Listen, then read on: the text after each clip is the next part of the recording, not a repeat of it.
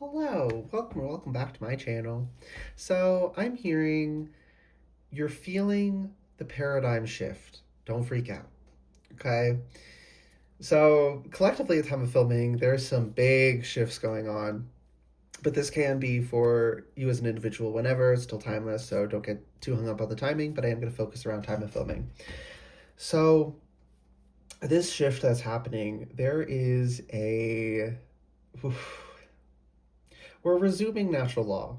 Okay, I think that's the simplest way I could put it. We're resuming to natural law, and because things have been so out of alignment with natural law for so long, it's most likely to the vast majority of people going to feel like everything is going to a horrible place, like evil is winning because evil's losing, right? It feels that way because we're used to evil. So it feels familiar. It feels safe. Because evil's been in control of our world for so long, that's what goodness and natural law, we've been programmed to view that as wrong. So when natural law is doing its thing, it will probably look and feel scary. Okay, so if you're feeling this fear, it's okay. You don't need to worry. It's understandable why. You just need to know that that's why you're feeling it. If you are, in some way, if this is for you, you are feeling that shift happening. You are feeling it. Okay. Now I'm being called to start with the Wild Unknown Animal Spirit deck, so that's what I'm gonna do. Okay. Golden Egg is on the bottom of the deck. I believe that's the associated with the heart chakra in this deck. Excuse me, intuitive birth confirmation. So whether or not it actually is, being rooted in our heart is very important because the heart is the synthesis, is the perfect synthesis of physical and spiritual. It's not half and half, it's both entirely, right? It's the midpoint between the root and the crown. And that's where humans are physical and spiritual. That's why there's so much programming to convince us it's just one or the other. They don't care which way you're out of alignment with natural law, as long as you're out of alignment with it. The only thing they don't want is a nice, is the pendulum to do its thing here, right? The natural cycling. You go over here, you go over here. They don't care as long as you're not here. Cosmic egg. And we have to protect that. That beautiful potential. We have to guard it. Like our lives depend on it, because it really does. That is us, right? I mean, as humans, your heart is like one of the most important things. So it's not just metaphorical here. Okay, where is the cosmic egg? It's the 7th. Okay, so this is associated with the crown. Completion, harmony, the infinite within the finite. The cosmic egg is the final card in the journey of the animal spirit deck, and it represents the unfolding of cosmic consciousness. The state emerges after we have tread the path for quite some time, and through self-effort and grace we experience self-realization. Okay, I was watching it back and I misspoke, so I wanted to reread that and correct this real quick. A sense of contentment and oneness spontaneously arises within us, and the veils of our self-limiting beliefs are lifted. Right, on with the reading. When the essence of the cosmic egg has not yet been activated, or has not been activated, we may feel as if we will never get there, or that we travel alone, disconnected from others. Even if our encounter with this card is brief, appearing as a momentary glimmer or flash of interconnectedness, its potent energy stays with us.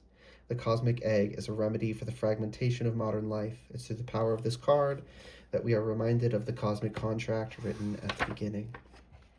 We hold on to life, and life holds on to us. The journey is complete, but it does not end. And then look at this visual. Just the looping. Looping. Life just goes on and on and on and on.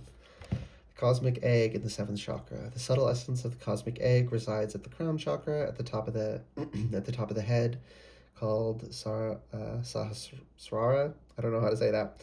Sahasrara, I think. One of the aims of yoga and meditation practice is to channel energy from the base of the spine upwards towards the crown. Each of the 6 lower chakras plays an important role along this journey, and once the final epicenter of consciousness is activated, it is said to radiate the light of 1,000,000 suns. See, that's the thing. That's why they don't want you tuned in. You cannot deny. If everyone is out of alignment, no one sticks out. They can tell you whatever they want. The moment someone gets in alignment and shines bright, everyone can see it. Even if they can't see it, they can feel the intensity of it. There's no denying natural law that once you experience it. It's not possible, which is why they've worked so hard to prevent it. And that's why things are getting corrected now, and you're feeling that. Okay. Anything else want to come from this deck? Sea Serpent. Again, with the protection, it also kind of looks like an eye here. Don't let your vision be blocked. Metaphorically, at least. You could literally be blind and this would still apply. Don't let your perception be blocked. Gaze upon the truth. Right? It's not like if you stare at the sun, that'll hurt your eyes, right? This isn't like that. This isn't a light that's so bright it hurts your eyes. But they want you to believe it will. Because they don't want you to look at it. Look anyway. Okay. We'll get this in a second, actually. Spirit's telling me to get some note messages from the skull. Okay. Skittish. So it's very easy to run away from this, to struggle with it. Just don't give in. Run fast. And bend. If you try and slowly approach the truth, that fear will get the better of you. It's like we have to run into it before our fear has time to overrule us. Why is bend there? What is bend talking about? It's also bending towards something that we've been trained to bend away from. I'm seeing like plants that have bent away from the light. They're avoiding it when they need it. And if you're used to bending away from sustenance, bending towards it feels like it feels wrong. Not because it is, but just because we've been programmed. The devil, yeah. Psychological chains. Am I supposed to say this, Spirit? Yes, I am. The thing with this energy, the thing that keeps most people chained up and stuck, thing no one, well, not no one, but most people do not want to acknowledge, is that the devil is a scapegoat. Right? In the regular Rider-Waite Tarot, they are chained very loosely to the devil's pillar, and the devil's just chilling there. We are tied up and we are told to blame someone who's not responsible, to blame something that's not responsible. Right? And the cultural uses of that figure, when people talk about the devil, it's all so transparently just a control mechanism. It's just propaganda. It's just scapegoating.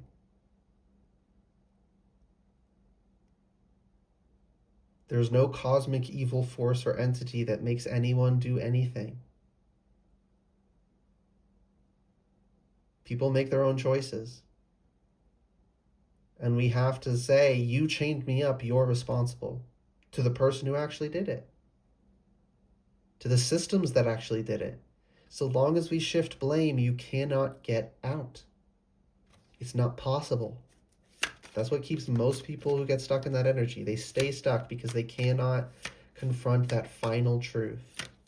I've encountered so many people in my life, if they see a pentagram, right, like on a pentacle, they will cower, literally physically recoil from it because they have been so indoctrinated.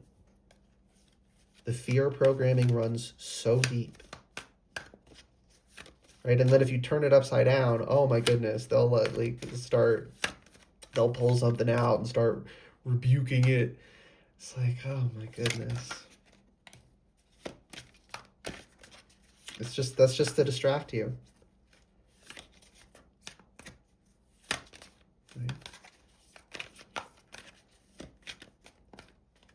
And that just happens to be a common way to do it. There are other forms that this takes.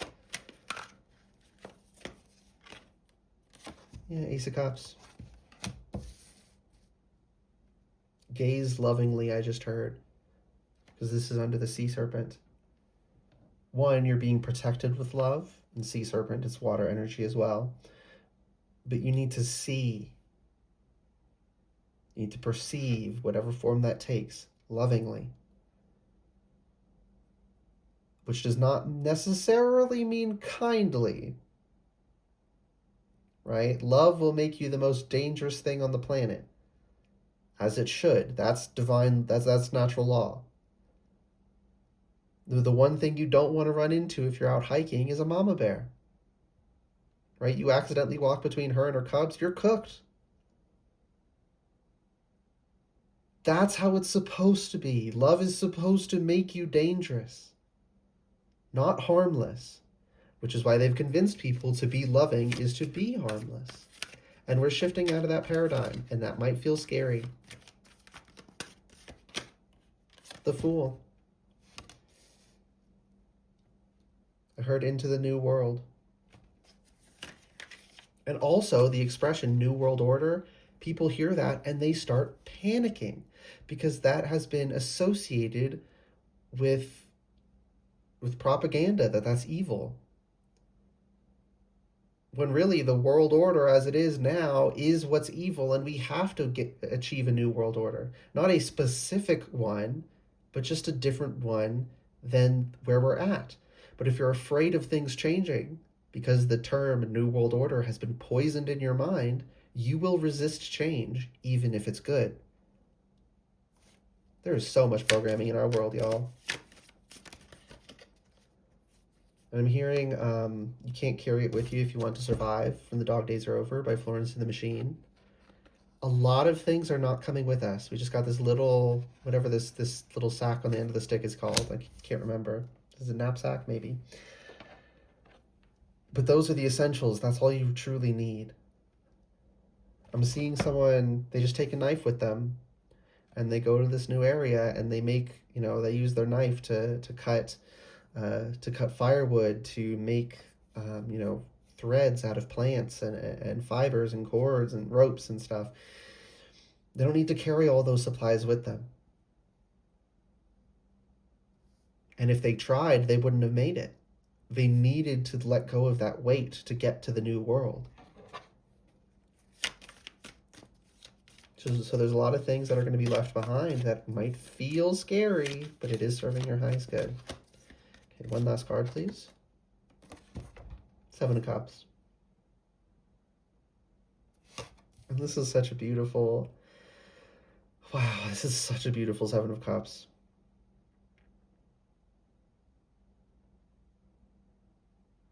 It's got seven fish. And then she's a mermaid. All this water energy. Let it sweep you away. Because it's going to either way. You can fight it and panic, or you can go, okay, the energy is coming in, and I'm just gonna ride along with it. What it destroys needs to be destroyed, and it will fertilize, goodness. But we've been so programmed that we might perceive it as evil. Certain things that are being destroyed, it'll feel like we're losing. like good is failing, but it's the exact opposite. So don't panic. Easier said than done, but just try and keep that in mind. Ten of Swords. Oh my goodness. Okay. Um. Yeah, split the deck. Death. It has to end. This cycle has to end, right? This is a phoenix. And Spirit is saying that we have to take this sword on the ground here and end this cycle. The old cycle, the old world order, the old patterns have to fall. They have to die. And as I said in the first reading on this channel, you cannot have rebirth without death.